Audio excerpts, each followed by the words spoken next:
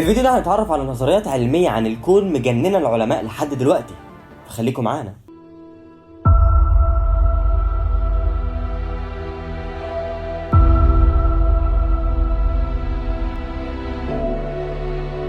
شباب، انا عندي خبر حزين. فاكرين المايك الجديد اللي وريته لكم الفيديو اللي فات؟ راح فين المايك الجديد؟ ملحقتش اتهنى بيه للاسف وباظ. معرفش باظ ليه يعني، بس فالمهم يعني مضطرين للاسف النهارده نستخدم التليفون. ويلا، السلام عليكم ورحمه الله وبركاته. ازيكم يا جماعه؟ النهارده قبل ما نبدا الفيديو ما تنساش تستعيذ بالله من الشيطان الرجيم وتصلي على النبي. يعني اتمنى اكون وحشتكم زي ما انتم وحشتوني بالظبط، لان للاسف الفتره دي يعني في ظروف معينه يعني مخلياني مش عارف اصور فيديوهات بشكل كويس. بس عايز اقول لكم يعني ان انا مجهز لكم سكريبتات من الاخر. حاولت الفتره اللي فاتت استغل الوضع وان انا مش قادر اعمل فيديوهات في ان انا اكتب سكريبتات، فان شاء الله الفيديوهات الجايه هتبقى جامده جدا ان شاء الله، يعني ان شاء الله، فاستنوني. طيب بما اننا بقالنا كتير ما شفناش بعض يعني، فانا محتاج اكلمكم في حاجات كتير قوي يعني الصراحه، فيعني اسمحوا لي اخد من وقت الفيديو شويه ونتكلم مع بعض. فلو انت مش مهتم هتلاقي الفيديو متقسم تحت، ممكن كده هتلاقي خانه مكتوب كده جزء مش مهم تسمعه، ممكن تسكيب على طول وتخش على النظريات. طيب اول حاجه عايز اقول لكم عليها ان الفيديو اللي فات كنا 191 مشترك، وقلت لكم ان هدفنا 200 مشترك، واحنا دلوقتي بفضل الله ثم فضلكم بقينا 229 مشترك، وده اكتر من اللي انا طلبته. فشكرا بجد لكل واحد بيدعمني في فتره زي دي بالذات، فشكرا. ولكن لحظه، احنا هدفنا دلوقتي بقى 250 مشترك، ما تبقاش كتير، ان شاء الله نقدر نوصل ده في اسرع وقت ممكن بيكم ان شاء الله. الحاجه التانية بقى، في حاجتين عايز اوريها لكم صراحه، ما رضيتش افتحها لوحدي وقلت اوريها لكم. طيب اول حاجه عايز اوريها لكم وهي هديه جات لي من صديق ليا في الجامعه اسمه زياد، هنشوف جاب لي دي. واللي ما يعرفش ايه ده يا جماعه، ده لوجو قناتي التانية اللي بنزل فيها اغاني وكده، هتلاقوا لينكها في الديسكربشن. فشكرا بجد يا زياد لو انت بتتفرج على الفيديو ده. تعالوا بينا نحطها ورانا. تمام ماشي كده تمام. تاني حاجه بقى معانا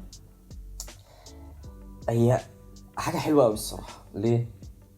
لان هوريها لكم، هي فكره ممثله. شايفين الابداع؟ بجد تحفه. لا طبعا بهزر الصراحه، استعدوا. زي ما انتم شايفين، ما اعرفش انتوا كده شايفينها ولا لا، بس يعني ده يعني انا ما اعرفش ايه ده يا جماعه. دي صوره ليا كانت عندي زي ما انتم شايفينها في الشاشه دلوقتي. يعني الشخص ده اللي جاب لي الهديه دي عملها لي، مش هتصدقوا.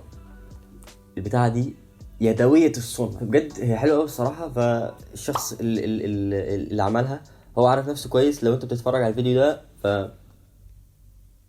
اعمل لايك، الله يهديك. بس بالمناسبه الشخص اللي عمل لي البتاعه دي عنده صفحه على الانستجرام اسمها ريكامو هاند ميد، بيبيع حاجات هاند ميد وعنده توصيل لاقرب محطه مترو. عايز اقول لكم ان الشخص ده مش عارف خالص ان انا هتكلم عن الموضوع ده، فده مش اعلان، بس الشخص ده فعلا يستحق الدعم. فهتلاقوا لينك الصفحه بتاعته في الديسكربشن. يا رب اني اكون السبب في مساعده الشخص ده، وده مش هيتحقق الا بيكم انتوا. فاللينك في الديسكربشن، خشوا اعملوا لايكات، ظبطوه حتى لو مش هتشتروا. تعالوا بقى نحطها.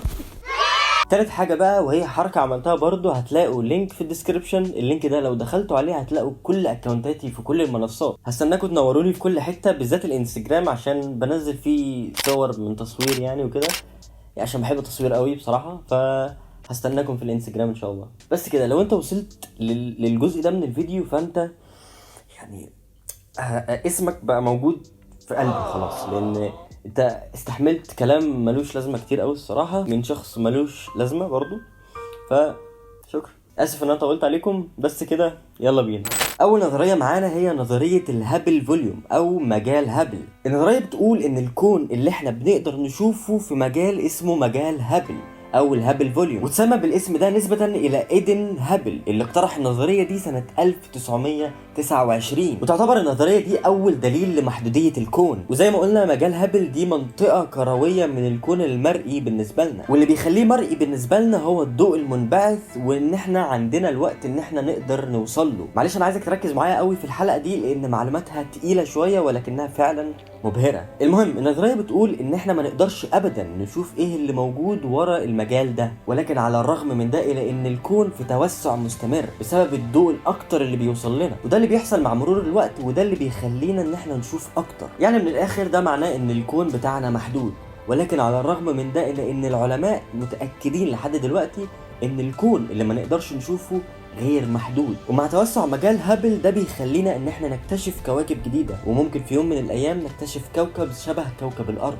والعلماء شايفين ان كل ما زاد توسع الكون زادت احتمالية ان احنا نلاقي كون تاني مشابه لينا وطبق الاصل. الحياة اللي عايشينها، القرارات اللي خدناها واللي هناخدها ممكن تكون في نسخ تانية من الكون. وعشان نتأكد من صحة النظرية دي فاحنا محتاجين اننا نسافر بسرعة اعلى من سرعة الضوء، او اننا نسافر عن طريق الثقوب الدودية او الورم هولز. وده يخلينا نخش للنظرية اللي بعد كده، ودي من اكتر النظريات اللي عاملة قلق في الفيزياء، وهي نظرية الباراليل يونيفرس او الاكوان الموازية. في مكان تاني دلوقتي في نسخة منك بتتفرج على نسخة مني على اليوتيوب، والنسخة دي عملت اللي انت عملته امبارح واللي انت هتعمله بكرة، ولكن مش شرط تكون النتائج واحدة. يعني ممكن تكون النسخة بتاعتك عملت لي ديسلايك على الفيديو ده، وده طبعا على عكس اللي انت هتعمله، صح؟ هتعمل لايك صح ولا ايه؟ المهم هي دي الفكرة ورا الاكوان الموازية، وفكرة اصلا ان يكون في عوالم تانية لا نهائية كانت من اقتراح الفيلسوف اليوناني أنكسماندر، وده في القرن السادس قبل الميلاد. أنكسماندر كان مؤمن جدا بنظرية ان في اكوان تانية كتير موجودة، ولكن اللي ما كانش متأكد منه هل الاكوان دي اتخلقوا كلهم مع بعض ولا كانوا بيظهروا كون ورا التاني. وده يخلينا نخش للنظرية المقبولة في الموضوع ده، وهي نظرية العالم هيو إيفرت، وده كان في الخمسينات من القرن اللي فات، واللي بتقول ان الكون بتاعنا هو واحد من ضمن اكوان موازية تانية كتير متفرعين من بعض بمقدار النانو ثانية من غير ما يكون في اي تقاطع او تواصل ما بينهم. عدد مهول من الاكوان اللي اتخلقت كلها في الثانية الاولى. وده يخلينا نخش للنظرية اللي بعديها على طول، وهي نظرية المالتيفيرس او الاكوان المتعددة. بتقول النظرية ان في اللحظة اللي اتخلقت فيها المجرة حصل تضاعف وتمدد سريع للمجرة، واستمر الكون في التضاعف والتضخم لأضعاف حجمه، واللي تسبب في تكوين الأكوان المتعددة أو المالتيفيرس. والكل كون ليه قوانين الفيزياء الخاصة بيه. يعني مثلا ممكن يكون في كون من الأكوان اللي موجودة دلوقتي الفيزياء فيه سهلة، فبالتالي محدش بيشيل فيزياء يعني. العلماء لحد دلوقتي لسه شاكين في النظرية دي، لأن أغلب العلماء متفقين إن مفيش أي حياة تانية مشابهة للحياة بتاعتنا. ولكن مع النظرية دي ففي احتمال إن في كون من الأكوان اللي موجودة قدر إن هو يحافظ على الحياة زينا بالظبط. العلماء هيتجننوا ويلاقوا أي دليل مادي لوجود نظرية الأكوان المتعددة، وده ممكن يحصل عن طريق البصمات اللي ممكن تحصل في حاجة اسمها الخلفية الميكروية الكونية، ودي زي ما انتم شايفينها دلوقتي. ودي هتحصل في حالة واحدة بس، وهي ان الكون بتاعنا يتصادم مع كون تاني. ولكن العلماء لحد دلوقتي ما قدروش يوصلوا لأي دليل من ده. وهنا بقى يجي دور العالمة هيلين دينج، لأن عندها فكرة جديدة ممكن نلاقي بيها دليل للأكوان المتعددة، وهي البلاك هولز أو الثقوب السوداء. بداية النظرية دي كانت في سنة 1783 مع العالم الإنجليزي جون ميتشل.